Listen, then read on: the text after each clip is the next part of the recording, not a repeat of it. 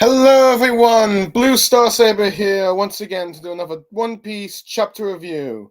Chapter 1020, chapter 1123, The Void Fortnight. Let's see, this chapter is pretty much the follow-up from the last chapter where the Iron Giant Emmet unleashed a Honkrus Cocky from Joe Boy that seemingly knocked out all the Marine forces, blew away the five elders minus Saint Saturn. Let's see, blew away minus like Saint Saturn to a sort of like back to Mirijo's and Emu felt, let's see, Joe Boy's hockey, arguably hinting that he came from such a very let's see, law hinting that he is actually the Saint Emu Nox from like 800 years ago. But yeah. So with all that said, let's see with the Marines now all knocked out. Let's see, Straw Hat Luffy and the Straw Hats, as well as the Giant Warrior Pirates, are now able to escape. How? Let's see. What would they do after their escape? Let's see. Is there anyone left conscious? Well, we're about to find out. I will admit I'm a bit late behind this with chapter review since I forgot to review it last week, and I'm just hoping to try and do this rather quickly so I can prepare for like the next One Piece chapter, at least by the weekend. But luckily, there's a break for One Piece this week. Anyway, but before we begin with the actual chapter itself, we've got the cover story where Ogre Child Yamato's Golden Harvest Surrogate Pilgrimage, Volume 11. Let's see, where the kids are sentenced to Oden with the person they hate, where pretty much, I believe, Denjiro, yep, I believe Denjiro has pretty much forced the kids that were throwing stones and rocks at Yamato to eat Oden with them, which arguably is the food that the Nine Scabbards and Oden ate together, despite whatever differences they had. And it seems that it's got them to accept Yamato. So, in a sense, it's a nice way of, I guess, Denjiro following in Oden's footsteps of getting people to sit together and eat Oden and have a good time. So it's like also made the kids learn to stop, let's see, prejudicing Yamato just because that he's Kaido's son, and because he has horns similar to Kaido. You even have one of them playing with the horns now, so yeah. And Yamato's just happy, just fritzy, putting a sort of skish kebab, if you will, up in the air, celebrating. I don't know if it's an actual skish kebab, but you pretty much got all the other kids eating and happy. But yeah, it's a nice little cover story. And a nice way of concluding, like the prejudice these kids had just a few cover story chapters a while back ago. Anyway, on to the actual chapter itself. We have at first you see the new Giant Warrior Pirates and Straw Hat ships fleeing as someone is trying to contact the Marines and Egghead asking what is happening. We see let's see, S Snake trying to wake up Vice Admiral, I believe it is. Hold on. I believe it's Vice Admiral. Hold on. Oh yeah, Vice Admiral Pomsky, who is revealed to also be knocked out. And we also see Vice Admiral Doll, still in child form, also knocked out with the hockey and also foaming in the mouth. And all the Marines going in with one of the giants saying, impressed, telling the cap who's looking out, telling the captain that they're all been knocked out to the Doggy and Brookie. They're surprised with them, even commenting that, was that even stronger than Red Hairs? There's no hostility to it, hinting that this hockey is on the level of Shanks, maybe perhaps even greater. Luffy's just laughing a little bit in his Sun God Nika form, saying, "Thank you, giant robot." As we see, Emmett is just seemingly, let's see, standing still, seemingly deactivated, given his eyes as he's laughing.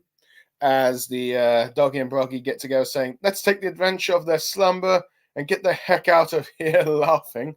With the giant saying, let's see, they're like laughing, saying they like the sound of that. As you get the Doggy and Broggy saying, "Let's get going, boys," as they shout, "Set sail to Albarth," and then doing a victorious roar. with their ship and the Straw Hats beside.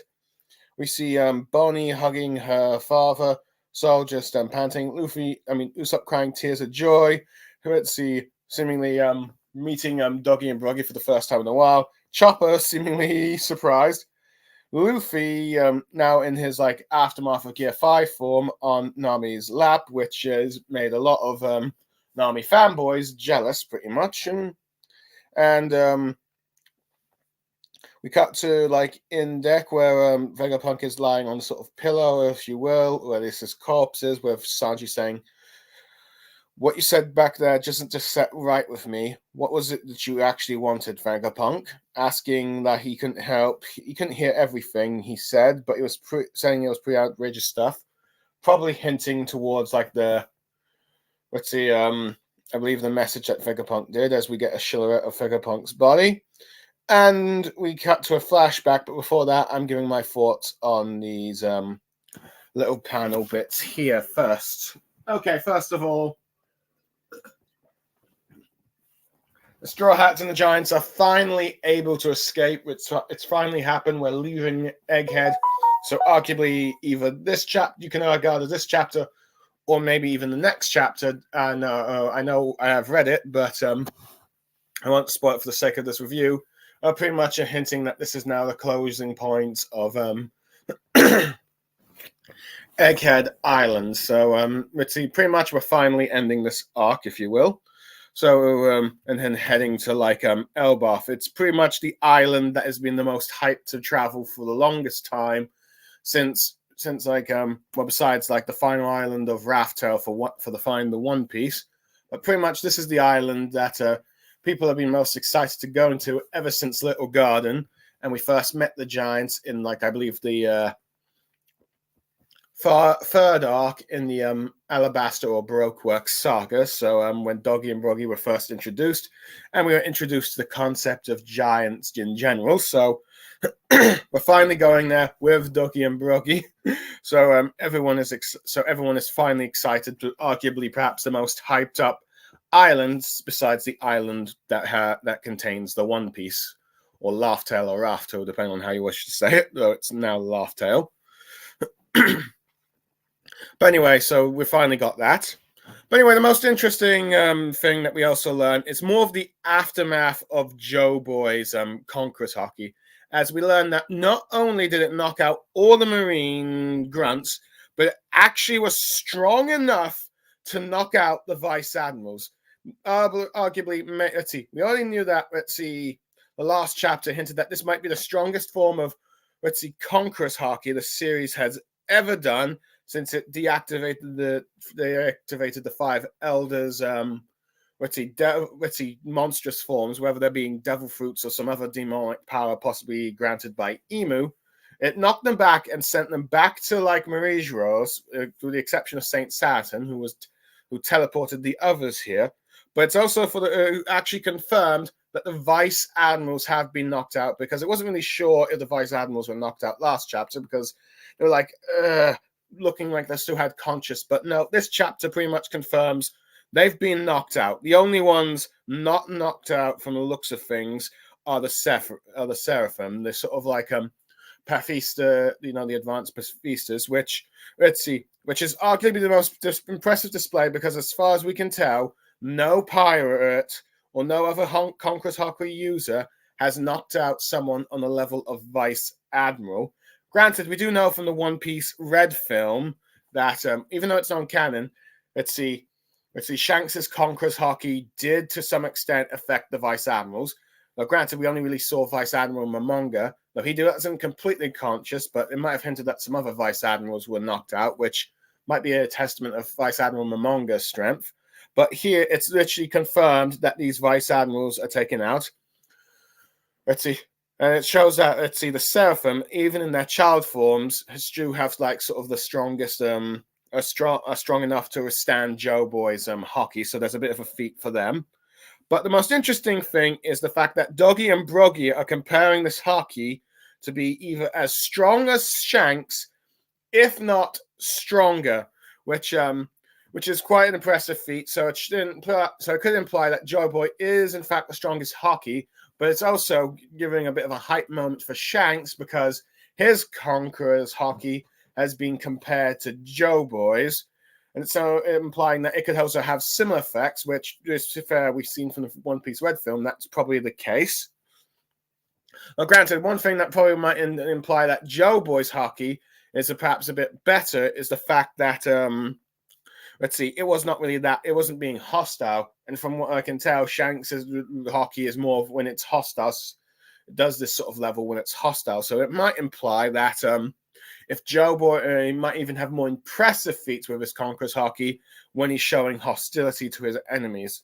This wasn't a hostile one, but if his hostile one is even more deadly, then blimey, it'll probably be impressive. I wonder if it might even be able to knock out an admiral. We don't know yet.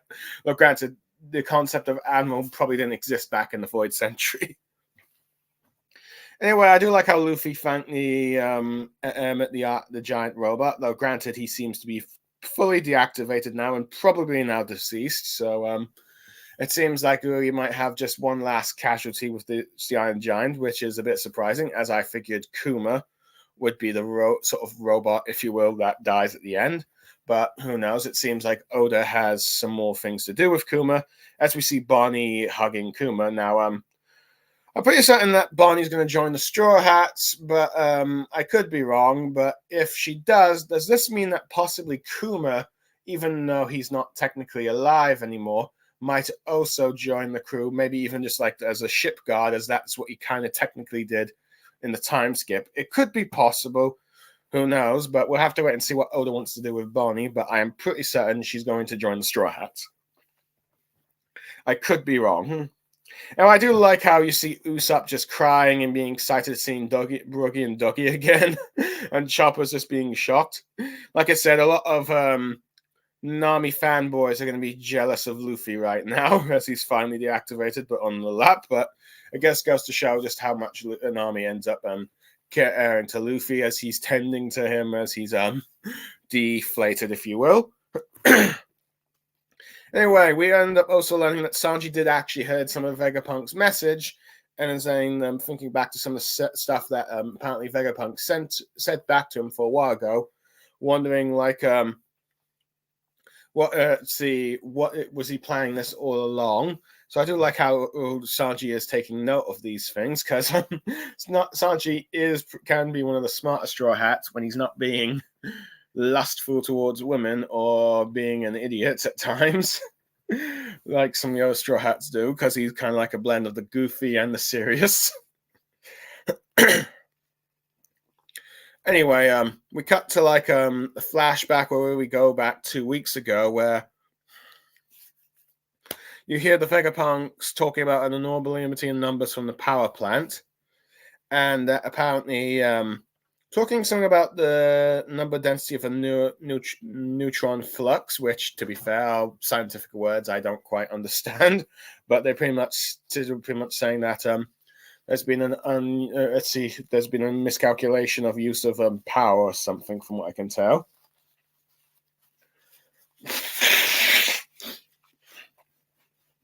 Let's see, as they talk about how the amount of energy expected to the Sephron has been inching upwards. Like I said, more power is being used than they need be. With them wondering if that's a miscalculation on their end. If so, a grave one. Let's see. With let's see, as we see this is Shaka the Good. Let's see. Hold on a second.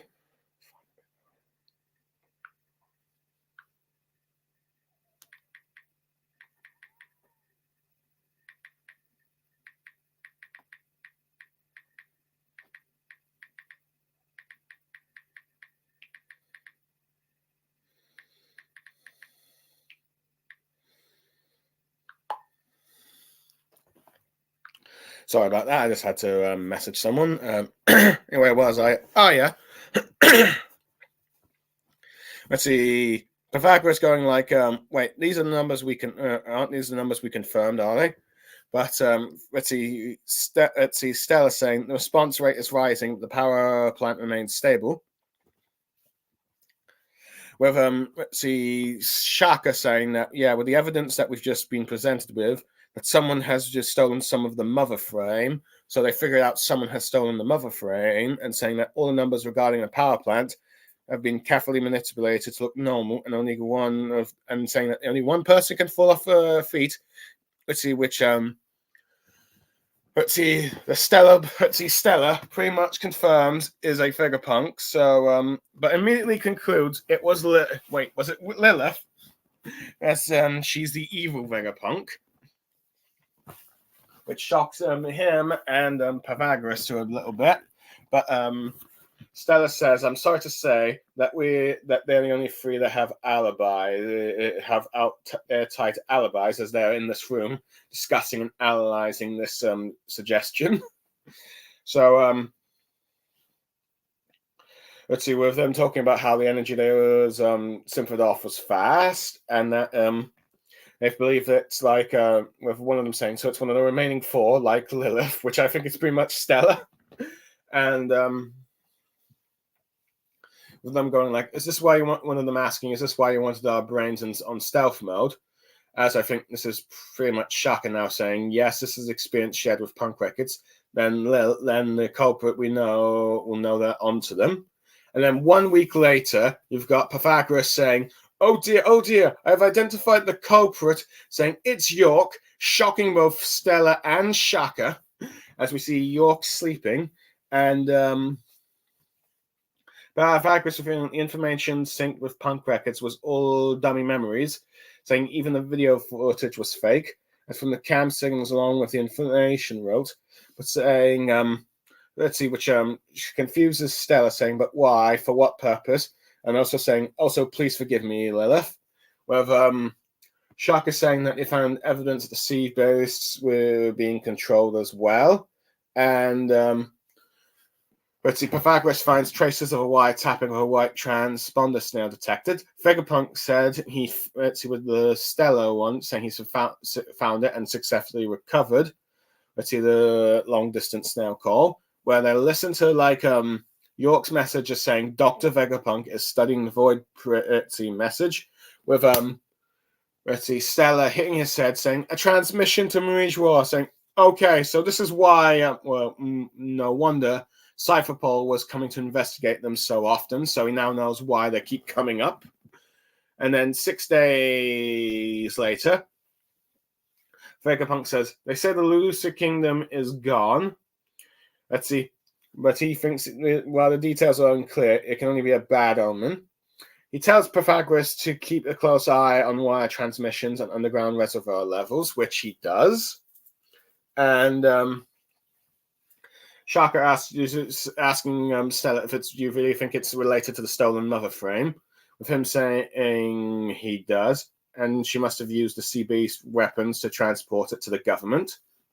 With Vegapunk then saying, if I may speak without evidence to back it up, I'm certain the world government is in possession of an ancient weapon, and that they used the mother flame that York gave them to activate it, and they see the result. They'll soon see the grisly results soon enough. AC goes about how he knows in his heart is true, but he can't go public with it. I'll get to this later. With him going like, this is all my fault. I should never try to isolate greed from the human mind, as he realizes that perhaps separating greed was a foolish mistake.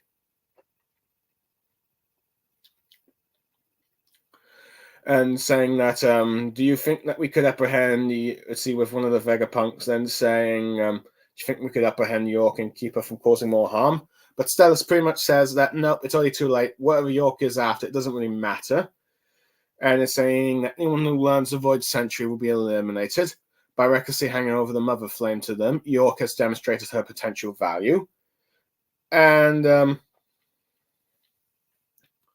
let's see, Richie says that they would never have done so without determining the safety of the usage first. So showing that he would never really given the flame to them without guarantee it wouldn't be used for a weapon. We have Shaka saying that there's still time for them to flee, but he says then, but Stella says that only request or we craze an escape ship for the to evacuate all the residents of the island, but saying it's too late for them. as well, secret orders have probably already gone out to have to all the Marine branches to wipe them out, and that they will hunt them to the ends of the earth. And let's see, anywhere they go to the earth, they'll die in vain. But they have, let's see, here in Egghead, facilities and tools that Urahara did not have 22 years ago, in order to, let's see, maximize the, let's see, and reach out his voice so he can tell as much as he can to the public before, let's see, the world government tries to silence him for good, pretty much. Let's see, as he then comments how closer he gets to the darkness of the world government, he just wonders what exactly it is. So he decides that if he must die, it would not be for nothing. And he apologizes to the others and saying that has to happen to them. But they both say that's silly, as they're both Vegapunks too, and they were thinking the same thing. As you see a little serious look on Pythagoras, if you will. Now they end up asking the question, let's see, what their death will accomplish. Let's see, with him going like, indeed, as well, since they're Vegapunks, they're pretty much all connected to a giant brain, as we see punk records in the background. And then we get and they also mention that the only other thing they can't afford to lose is apparently this cloud plant that produces island clouds, as we cut to a bit of an egghead, where we see a giant glass bottle that might be where the clouds are produced. And saying these clouds might be the foundation of humanity's survival after all. Then we cut to like York's asking what Stella's doing, where we see that he's with a giant robot, where it seems like Vegapunk is doing his plans to put the transponder Stella into him. And it's seen with him just making a sort of false lie, saying and doing what I always do, but also doing what he always does, trying to give the Mother Flame a little test run so he can see if it can move it with this, saying it might be ideal. And she with York saying, smiling, going, that's true, saying she hopes the experiment is finished soon. With Vegapunk smiling, I do too, but secretly saying, but it stays incomplete, it's my only hope. And then 2 days ago, we learned that Vegapunk is doing the recording, as we see Stella telling him that we're telling Vegapunk to go, as we see him doing that hello, testing kind of thing, saying that he's Dr. Vegapunk, the humble genius scientist, showing how his message begin and how the three of them set up. And then we see all three of them again by the giant robot, saying they're going to be shocked by what they've said, but they do say that it's the truth and everyone has a right to know it. As they talk about, no one would expect the transponder cell is hidden within here, and now that they set up the transmit upon his death. And then we cut to them going like, to prevent anyone else from learning this, we see them in the memory room where they're about to arrange this little trick and erase their memories from their minds. Let's see, going like, how will this come at a cost for their memories? That means they will not learn of York's betrayal, which will definitely cost both Pythagoras and, let's see, Shaka, as they get killed by the Seraphim and York respectively, before actually finding out the truth again. But there will be but either way, they've erased their memory from their minds, from that memory from their minds, as well as the theft of the Mother Flame, and also the threat and that their lives are in danger. And they will be restarted by these things again, as you hear Stella saying indeed. I mean, Shaka saying indeed, knowing that well, he'll pretty much die before he finds out it's York. Stella pretty much says we'll be frightened all over again, but they've already put the plans in motion to deal with it. And saying while the Alterdasta waits around the corner, if you get Pythagoras laughing, they'll say none of us will be the ones that triumph, saying that regardless what happens, they'll be the victors in the end. They get their memories erased, and they go like wondering why they're in the memory testing land. Stella notices his handwriting, where it says, "Good morning, gentlemen. You'll find within your memory there's a now avoid fortnight, but it was done on your own violation," saying there are many surprises in store for you, Lo. And he's just going like, huh? But I'll leave one piece of information. And it's pretty much the world government knows about your research into 4th century, which gets them all shocked, saying, what, they do? And then the message goes, but rest assured that you've already put together the perfect countermeasures before you hurtle towards your glorious death. But they go like, wait, Death? Who's mine? And they say, and one more thing. Well, we don't really hear that part of the message. We get pretty much, let's see, as we get a little flashback to where I think the Marines doing a little bit of the Buster calling or just attacking the island. But you literally get pretty much a little conversation before that happens where someone tells Stella that the Straw Hat, Luffy and the Straw Hats have landed here with Bonnie, shocking him. And also that CP6 that I'm pretty certain it's supposed to be CP0, but I guess CP6 was with CP0, saying that they have landed, which also shocks him. And also they're surrounded by Navy battleships being like, what? And it's saying it's Admiral Kizaru and Saturn. He's going like, what? Again? So it's like, we see his reactions to when all these people are arriving. And then we cut to when Vegapunk was in like his Vega tank thing with Frankie, Sanji, and Atlas, telling Sanji that he wants them to know that they're going down to save Bonnie, but he intends to remain down there. But Sanji is confused by this since Vegapunk wouldn't die, and he says he knows. I don't want you to save me anymore. Just leave me down there to perish. But Sanji's going like, you got a death wish or something? But and that ends the flashback as I'm now, well, actually, there's a bit at the end saying that it's certainly not, but I feel like my death might cause something to happen. Saying, I'm sure it sure will. A bunch of people will be upset. You can't just let you die. But he goes like, pretty pleased, but Sanji's like, let's see, seriously? Then he's going like, well, no, actually not that bit. But then he goes like, and one other thing, saying that when it comes to One Piece, as you get back to like the giant ship, he's going like, what now? As you see this giant pirate celebrating, as Vegapunk says, I want your crew to be the ones to get it. As the giant say a toast to reuniting with old friends. Of Usopp, it's in the palms of the giants. The palms of, I believe, Dory, and I think Rugi is holding Luffy, but he's in his old man form saying, no, later. As Usopp saying, onward to Elbaf, onward to my dream, as you see the two giants laughing, ending the chapter.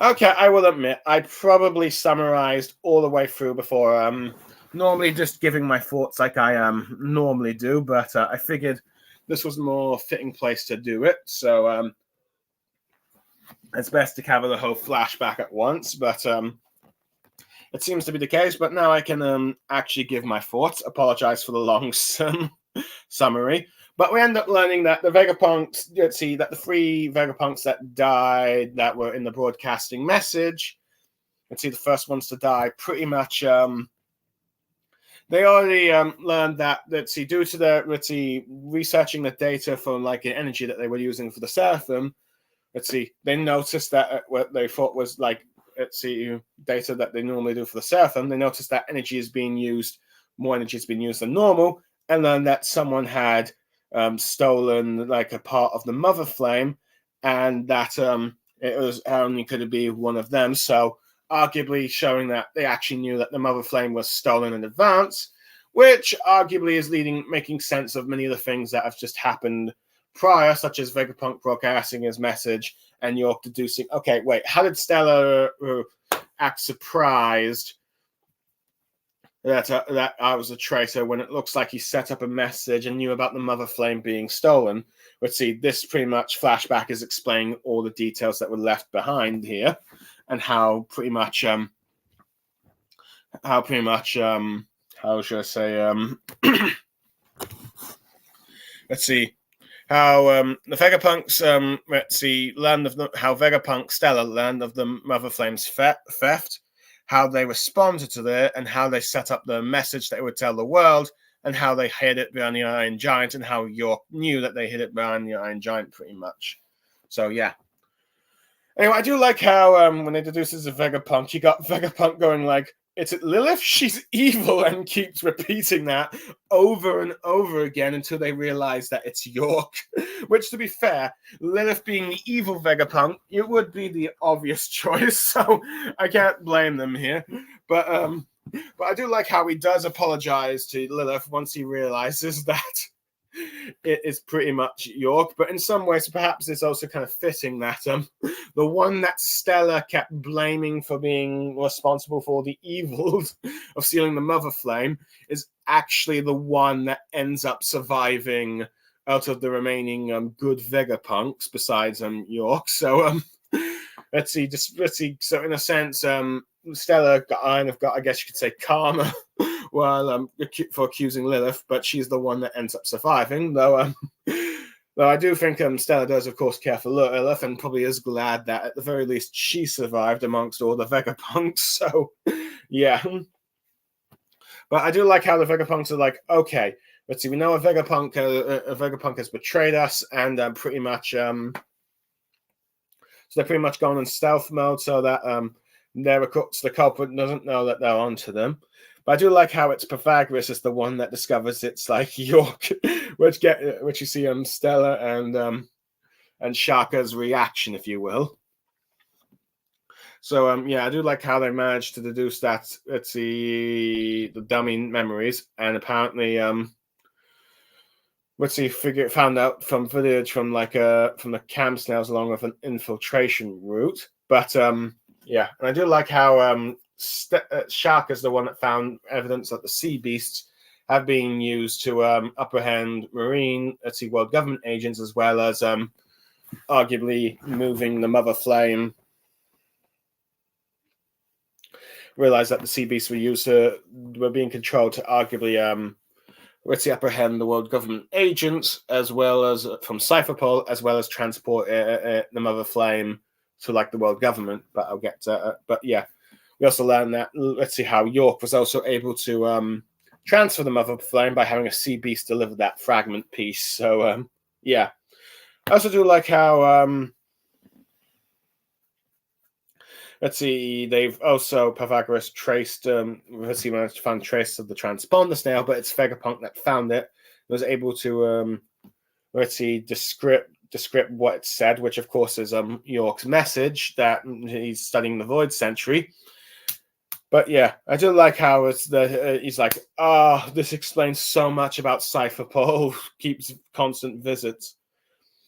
I also like how they do cut to the 6 days, and then they realize, okay, Elusive Kingdom's gone, and they deduce, and that you got Stella deducing that it is probably no doubt that it was the stolen piece of the Mother Flame, and also getting Pythagoras to analyze transmissions and reservoir levels, because is he already deducing what kind of effect this weapon could, the destruction of Lucia can have on the world.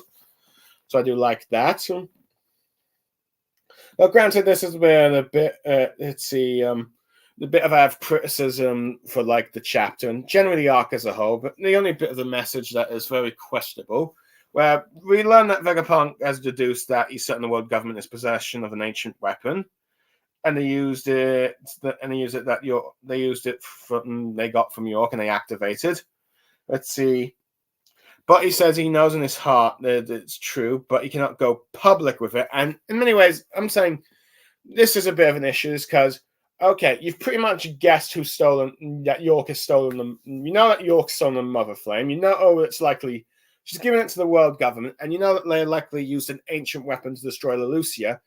But you don't exactly tell the people because you can't go public because you're not quite, right truth. So at the very least, it's like, okay, you deduce it's them, but you're not telling the world that you suspect that it's the world government. Because it's like, if you're doing a message warning the world that you've got that a doomsday weapon is being used, you might want to give them an idea of who might actually be using it, so that at the very least they can question them and put pressure to find out if they do or not, or get at least certain people to investigate, because at the very least, the Marines would probably be very at least curious if their bosses do actually have the ancient weapon, and did they actually do it to destroy Lelucia. Now, granted, arguably, the reason why Oda's probably not have this information, it's story-wise not revealing this, is the fact that he doesn't want the world to yet find out that the world government is behind Lucy's destruction and have the ancient weapon, as he's not quite ready to reveal all the dark secrets of the world just yet. as he probably wants to save that for when either the Straw Hats learn the true Void Century history, or when the world finds out that it's actually about Emu or something. But let's see, whichever comes first. But either way, it's like, at the very least, let's see, there's no reason why Vegapunk would not reveal this information, let's see, at the very least, about who he suspects. Now, granted, there is a way that Oda could have avoided this if he actually did this, but he didn't, which at the end of his message, after like saying who claimed the One Piece, we know that he said saying something about Joy Boy, but then got fully cut off when the Five Elders attacked Emmet again, and the message now exploded, or at least its shell exploded. At the very least, at the end, if Oda was clever in this bit, and I think this is a mistake on his end, if he put at the end of that message, okay, I've told you the history of Joy Boy, and now said, as for who has the ancient weapon, I suspect that it's, and that's when you have the Five Elders destroying the transmission, cutting off. So just as Vegapunk is about to reveal that, okay, he suspects the world government has it, it's destroyed. The message is permanently cut off, and the world does not actually hear. And they go like, "Wait, who do you suspect?" So if Vegapunk did that at the end of the message, if Oda did that at the end of the message, saying, "I suspect that the one who I suspect that destroyed the Lucia Kingdom is," then the message cut off. No one knows, and it leaves people confused and why and who and possibly didn't. Instead of like Vegapunk just saying, "Oh, I can't reveal that. I suspect it's the world government." Honestly, that makes a much more sense. Arguably, Vegapunk's long message is still pretty good, but this is arguably the most glaring problem and flaw of it, and arguably not the best logic that Oda could have done to avoid this. So, yeah. For me, arguably, this chapter might lose a point just for that, maybe two. But I do like how Vegapunk compliments that, okay, I should never have allowed isolated his greed from his mind, which, to be fair, that is arguably one of the few sins that I would, one of the few aspects of any personality that I would not want separate from me as an entity. The other would probably be rage and arguably lust. Arguably just generally all those aspects of the seven deadly sins, because you never know how bad those aspects of yours would be if separate. But definitely say like greed, envy, and lust, and wrath and gluttony. But yeah. Sloth, I could probably arguably sloth, that would be fine, I guess, because it's like, just lazy, sleeping, blah, blah, blah kind of thing. But yeah. But arguably, pretty much the rest of the six you would probably not want separate. Let's see. I do, but interesting here. They don't. They talk about the possibility of like, shouldn't we just apprehend her for causing more harm? Now, arguably, that would probably be the smart choice to like have York taken out. But Vegapunk says that it's already too late since the now information about the world government knowing it. They know they're guilty. At the very least, I think it would have probably been the smart thing of Vegapunk to take out York. So the world government cannot use her in the future, but it's possible that Vegapunk isn't really thinking that thoroughly yet. But I don't know. It seems to be another bit of a flaw in that regards. But I don't know. Perhaps they thought it would draw too much suspicion if York is in constant contact with the world government. And if she's silenced, they'd probably suspect, okay, Vegapunk knows that we're onto them. But yeah. But either way, but we do know that... But we do know that Vegapunk, smartly would never have given the mother. We also do learn that Vegapunk would never have given the mother flame to them without showing that would not be used for sinister purpose. So I do like that. That remains in his character. As Dragon also said that Vegapunk would never make a weapon of that devastation. But yeah. But either way, York has her value, value to the world government. But honestly, I think it was a mistake not trying to take her out. I do like how they talk about whether or not the possibility of escaping, at least. But Vegapunk realizes that only the evacuees have a chance to escape. They will just pretty much be hunted down, as pretty much all the Marines around the world will be ordered to be given secret orders to eliminate him on sight, if you will. So he knows that no matter where he goes in the world, arguably the Marines and the world government will eventually get him. Though arguably there are probably a few safe places where he probably could go, but it's beyond the world government's reach, which he, one, I would think, Wano, due to his strong borders, and also it's the protection of the Straw Hats now, as well as the samurai of Wano.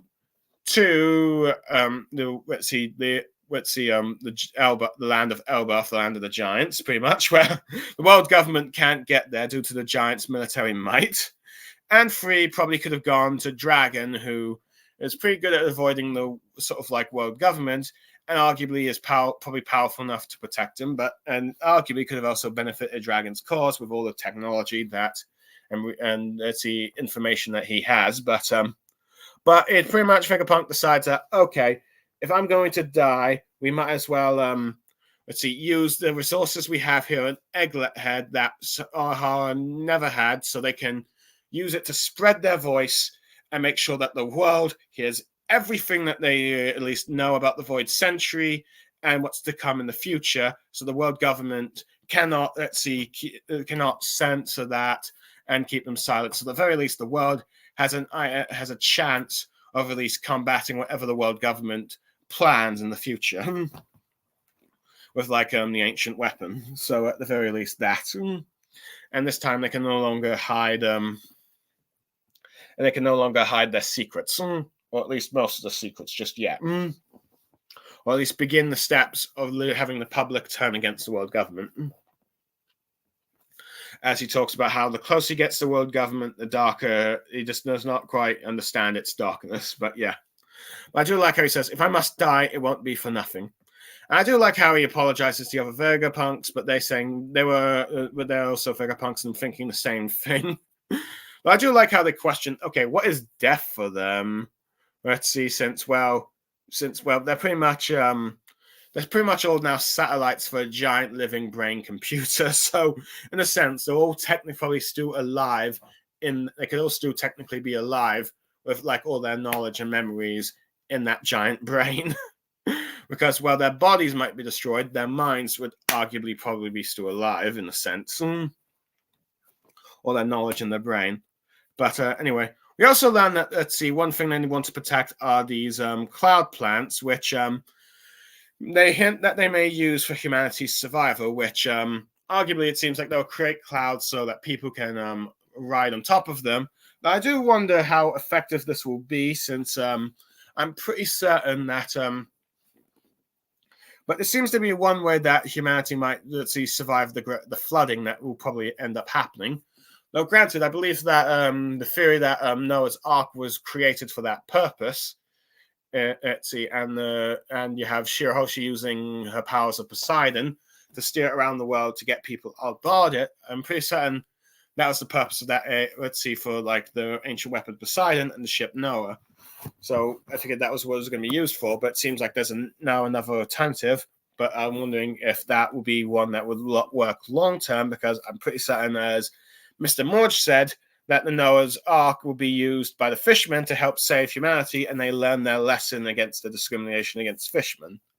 But let's see. But we'll have to wait and see what these clouds do, and if they will be a long-term thing of helping people, or at the very least used to help them while the Noah's Ark eventually collects them or something. But who knows? We'll have to wait and see. Anyway, I do like how you got a little convo between York and Stella, where Stella is giving sort of a half-truth of like testing out the Emmett the Iron Giant by saying that he's running a little test on the Mother Flame, when he's probably arguably trying to plant the worldwide transponder snail there for when he dies. And just saying he's testing out the energy source, which in a sense you also got both York and Stella lying to each other. Stella, well, giving a half-truth, but not telling her the full details of what he's doing. But York is trying to be like positive, saying, I hope that you finish the experiment soon. But she's, of course, wants it finished for more sinister purposes. But we learn that Stella is like, he doesn't want it to be complete, because he knows that what she and the world government are planning to do with it. But arguably, this bit of the memory here explains how pretty much York is able to deduce why Stella where Stella actually hid the transponders now within the giant robot. So this is see when she figured out that okay, he knows that a part of the flame was stolen. Anyway, I do like how we get to see a little bit of like preparing the recording, and then we see them at the giant robot. So learning that the message that Vegapunk did was actually 2 days ago, so just 2 days before the events of Egghead, or maybe arguably just 1 day before Luffy and the others arrives. But yeah, but I do like how they Ritzy saying that the truth will be shocking, but everyone has a right to know, and that it's clever that they set this up. Ritzy, the giant robot, to have it upon his death. So yeah. And we also end up seeing how they erase their memories, though I do wonder how that kind of works, since they all share the one brain that's a giant computer. But I don't know, I guess there must be some sort of like satellite dirty computer brain within them, I guess, that they can erase memories from. But it is interesting how they talk about how they'll lose every knowledge of the flames being stolen and York being a traitor, which unfortunately for Pythagoras and Shaka, that will cost them dearly, as they end up dying before, like I said, York reveals the treachery. So there is a sort of like ironic sense of irony that they're the first ones to lose the truth, but they lose their memories as a result, and as a result, they end up being the first ones to die. So Vegapunk's 2 accomplices in this mission end up being the first to see. Well, arguably these 3 of their secret plan are the first to die, while the ones that remain ignorant are the ones that, let's see, survive longer until one by one they're killed off. But yeah. But I do like how they're not afraid of doing this, and that even though they might be shocked by relearning all these things, but they have their plan, and even though, let's see, disaster awaits them, let's see, it's none other than their ultimate triumph, because they've set the motion that the world government will not be able to stop their message spreading across the world, in which that ends up being the case. Though granted, a few bits of them, of course, we know some bits were kind of cut short, like what the will of D was. Anyway, we end up seeing them. I do like how when they wake up, they see Vegapunk prepared like a handwriting message that, okay, you erased your memories, and the world government knows you're standing in the void century. And they're like, wait, what? And then they're told that they've done countermeasures to prepare for their death. And they're like, wait, you expect me to die? Why would I do this to myself? Though, granted, I'm not sure. No, granted, there seems to be one bit of the message that was left out, saying, and one more thing. I'm not sure what that is, but it seems to be something that is that also probably affects their judgment and actions down the line. But we also end up being a little bit of a we end up seeing. I also like how we see Vegapunk learning that how every group ends up arriving, be it the Straw Hats, CP, Cypher Pole, the Navy, Kizaru, and Saint Saturn. He's just going like, what for each one of them. And we also end up learning where, arguably, where Sanji started questioning some of the stuff that Vegapunk said, saying that we're going to save Bonnie, but he wants to remain down there as he intends to die. With Sanji going like, wait, you got a death wish, and wants to save him, even though Vegapunk says that he thinks that something will happen with his death, but he's trying to refuse because he says that a lot of people will be upset that he dies. You know, he insists. Now, granted, it does end up dying, though, granted, much to Sanji's dismay, because he was trying to save Vegapunk, but it happened naturally, so it was not like, here I am, get shot, but kind of thing. It's like, in the battlefield, in the midst of the battlefield, tells Bonnie that's the protection thing, and then gets killed as a result, so it works probably more in his favor that way, as, let's see, Saturn's rage and then Kizaru doing his duty ended up backfiring on the world government. But I do like how Vegapunk is pretty much saying that he hopes that the Straw Hats are the ones to find the, let's see, One Piece, showing who he's supporting in the race. And arguably, that's probably going to be something that Sanji ends up telling the Straw Hats down the line, once they probably talk a little bit more about probably Vegapunk's message and and what the significance of finding the One Piece actually is. But other than that, I do like how you got the giant pirates celebrating with Usopp, celebrating in the palm doing the victory speech, because Luffy is unfortunately still in his post-Gear 5 state, and he's not in the position to say, position to celebrate, but so he's trying to say later, but he can't quite hear. So you got the giants celebrating, which arguably implying the end of the arc, or at least just one chapter away from the end of the arc, depending on how you view 1124. But either way, that's of course the chapter. You get everyone celebrating with Vegapunk saying, "I hope you're the ones that get it," and let's see, final message in between the thing. Overall, I think it's a good chapter. Overall, you got to get more of an idea of Joe Boy's hockey and just how strong it is. Able to knock out vice admirals, though not really Sephiroth, but it's seemingly on par or maybe greater than Shanks. And it seems to be implied that just shows how strong Shanks' hockey is. But I think it's more implying that Joe Boy's stronger because his hockey was not hostile. And also that, let's see, because they got the vice admirals taken out. So you got that. We learned all the stuff with like Vegapunk's message of how he found out how the mother flame was stolen, how he deduced that it was York, how he prepared for like his message to the world, and how he erased his memories to make sure that let's see, this will all be a surprise down the line to them, even though it ended up costing like the 3 Vegapunks that died first, Stella, Shaka, and Pythagoras. But and also set in stone some motions to give them an idea that these things that the world government's coming at to kill them and all that, as well as how they learned about the Straw Hats arriving and how Vegapunk talked to Sanji about leaving him behind to die. The only real criticisms I have in this thing is the fact that, let's see, we know that Stella deduced that the world government has the ancient weapon, but never put in his message, or at least attempted to put in his message, that he suspects they're the ones behind it. And maybe like the suggestion of like, let's see, taking out York at the very least, or at least capturing York to prevent her from doing more harm, because I think that's going to cost down the world down the line in the future. But other than that, let's see, other than that, Vegapunk preparing his death, all that stuff is good. Arguably, I think I'd give this chapter a 7, maybe 7.5 out of 10.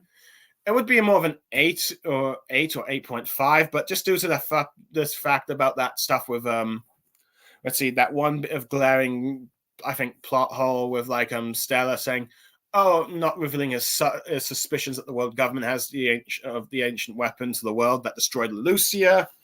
I feel like that loses the chapter to a point.